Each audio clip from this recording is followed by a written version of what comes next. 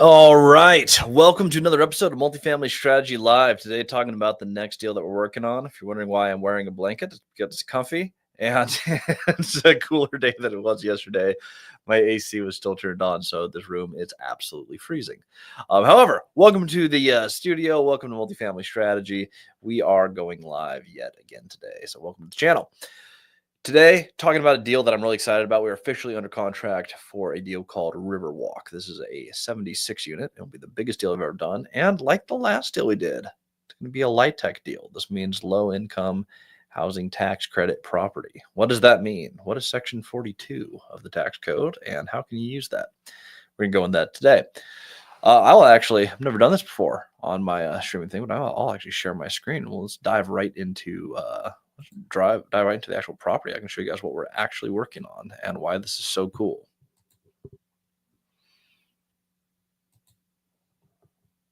All right. Should be the screen here, and away we go. All right. Here is the actual property. First of all, you might notice this is an entire neighborhood. That is awesome. We got a tiny little community pool. We got a clubhouse. We got these beautiful buildings. Look at these. Garages, 2-story walk-up, townhome style. You can tell they have definitely photoshopped the greens on those grasses. That is, grass looks nice. It does not look fluorescent. But look at these things. Great interiors, high ceilings.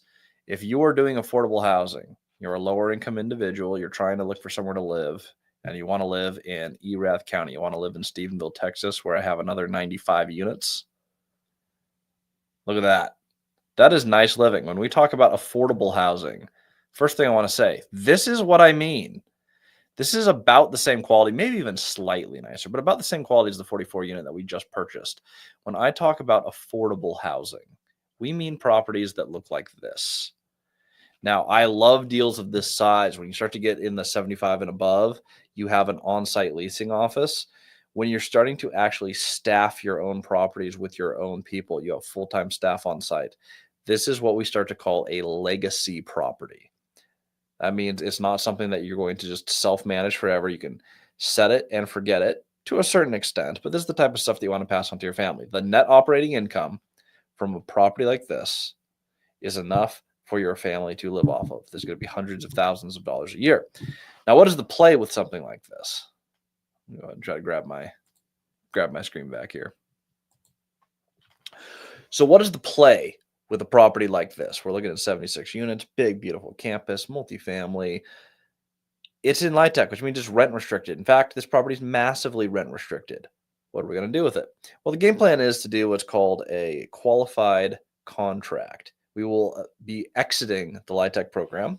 Probably going to take us a few years. We actually want to run this, do the capital improvements first, which you always want to do on a qualified contract. What that allows you to do is essentially exit the existing light tech project, and it's priced based on what you bought it for, what you currently owe, and the capital repairs that you have done to the property. If you have improved the property, you can sell it for more. Now, the interesting thing is the government lists it for sale. And if you've done a bunch of improvements, someone has to be willing to buy it at a higher price with the exact same numbers that you just bought it for. So while the deal may work for me, you do capital improvements until the deal no longer works for someone else. If they do not get the deal purchased in the first year, you are allowed to exit the light tech program, and you're allowed to increase to market rent over a 3-year period. Now, no, we're not trying to make people homeless. No, we're not trying to end affordable housing. We will still work with Section 8 and other housing groups. However, we're going to lower the rent restriction, and we're going to work with other housing to get market rate in here while still keeping excellent people and maintaining housing for as many people as possible. The other side effect from this is that makes a ton of money. If you can find deals that follow the rules of cash flow day one, you can lock these things down, use the cash flow to keep preparing the building. You can do something like a qualified contract to get paid to wait. Maybe not a lot, but we're still looking at 10% cash on cash in this deal, more or less. You're going to put in, I believe, slightly more, but you're going to put in cash into a deal like this. We're going to grab a few partners. We're going to structure this deal. We're going to close it. We're going to hold it for a few years, exit LIHTC, have 3 years of rapidly increasing income. We're going to work on housing. We're probably adding carports and a few other, as you can tell, this place is already quite nice, right? You have pools, you have playgrounds, but I'd like to add covered parking, which will be a big CapEx project. You make the campus nicer. You go ahead and pull it out of the program. You continue to work with affordable. The income on this can triple. The returns are stupid. You're talking many multiples of the original down payment in valuation. We're buying this for $6.4 million, 76 completely stabilized units of that quality built in the early 2000s. We're probably going to do a little bit better than doubling the value. However, we're going in levered. Looks like we're going to be able to get this 80% LTV, which means we're only putting in 20% of that $6.4 million. When we double the value of this place, it is going to make a lot of money. Really fun project. Also in the city of Stephenville, which means I get more systems and more people in that market working on my portfolio. We'll take our 95 units, we'll add another 76. We're now becoming a significantly sized landlord in that town. You're coming in a little north of 170 rentals. This will round out, we'll close this at about a year and a half of having first driven to Stephenville, Texas, and selected that as a market that we wanted to participate in. Now, you don't have to just dominate your market. Every time you buy real estate, you don't have to come in and just rail that market and be like, hey, we're going to be the biggest, baddest owners of all time. You don't have to do that. But what I wanted to illustrate with this purchase and with all the other purchases that we've done, this will be transaction number 4 in this market. Wherever you select somewhere that has growing population and you drive to that market, you like it, you're like, hey, this is somewhere that I want to invest in. If you spend a little bit of time getting to meet the players there, getting to meet the brokers who transact in that area, you form some relationships, it's not get rich quick, but it doesn't take that much time to figure out what are the opportunities and who is trying to trade in and out of properties. When you have that mapped, you have the conversations, you negotiate the deal that you want on the property. And with a few conversations and a few offers, I'm almost 200 units into here. There's some bigger owners in town. There's, in fact, some huge players in this little town. But we will be within the top 10 largest owners in less than a year and a half in a growing city and an excellent market. This is a strategy that anyone can copy. We've done seller financed. We've done bank financed conventionally. This will be our second low-income housing deal. There's other opportunities in Stephenville. Some of them are smaller. Some of them are larger that are still available. Now, while I'm not trying to just become the king of Stephenville, we also own in Houston, Laredo, McAllen, in Washington State, all over Grant County and Mason County.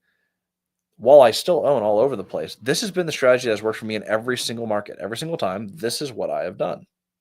It's worked very, very well for me, and it's a strategy that I want to continue to use. It's worked. This is how I made millions of dollars. You do projects just like this. One more interesting piece about this, an update that I wanted to give. This will be the first time that we syndicate a deal. Now, you guys have heard me use mixed reviews on syndication before. I have multiple thoughts on syndication. Why would we syndicate as opposed to doing a JV? Well, one of it, this is going to be a $1.6 million raise. And while I can do that with 3 people, I did want to open this up to more people to participate.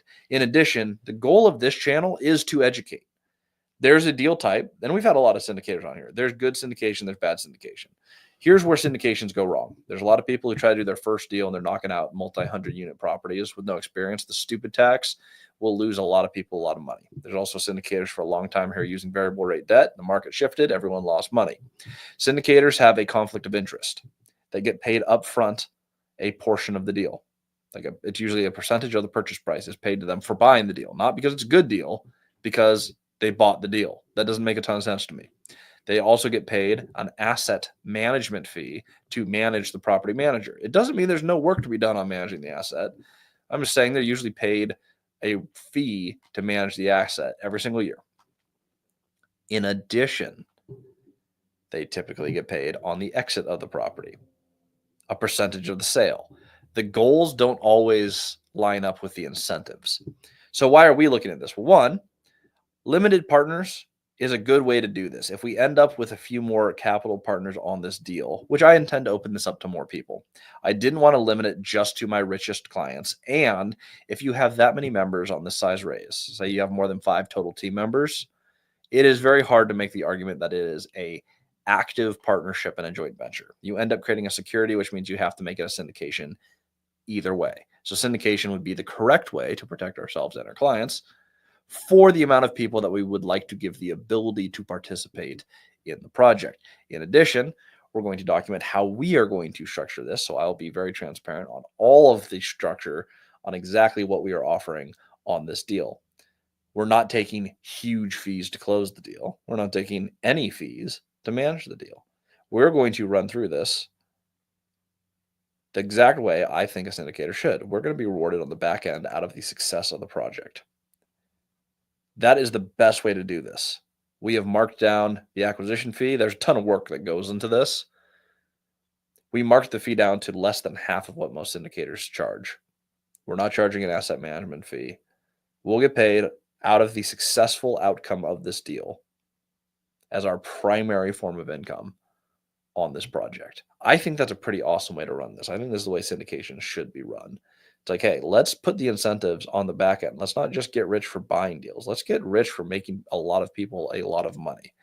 So I'm going to run this my way. I think the best way to run a syndication. We are going to make a lot of money on this deal for ourselves and our clients, and we're going to expand our portfolio. In addition, we're putting a clause in there where we have the right to buy this property from the syndication. Now, we still have to give the promised return. And so there's an ethics piece. There's also a legal piece to doing this. But we are structuring this in a way where I would like to, at the end of this project, when we take it to market rate, get an amazing return for my clients and also be the end buyer for the finished project. So that's what we're projecting for. That's how we're putting this together. Really excited for this adventure, but wanted to go live briefly and share exactly what that adventure is going to look like. Now, coming up a little bit later today, if you guys want to learn how to do the same thing, I am going to be running a webinar today. I tend to do those on Wednesdays.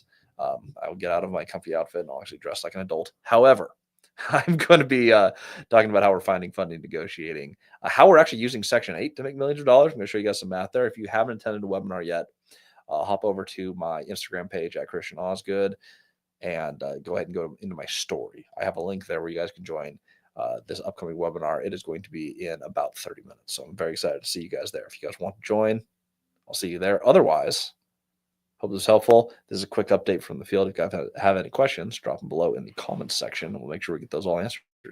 See you on the next episode.